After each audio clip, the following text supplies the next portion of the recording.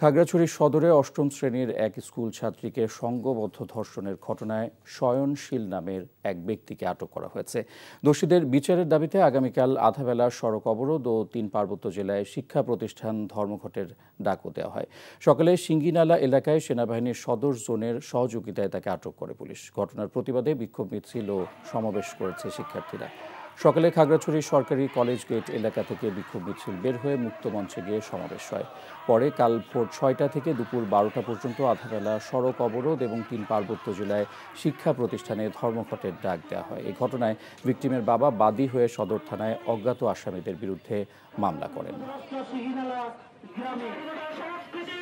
Bundle থাকলে প্রতি সেনমানিতে টাকা বাঁচবে।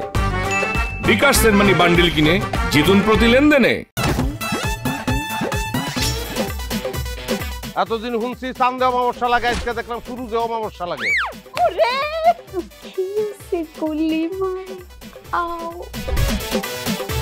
আপনার নামটা?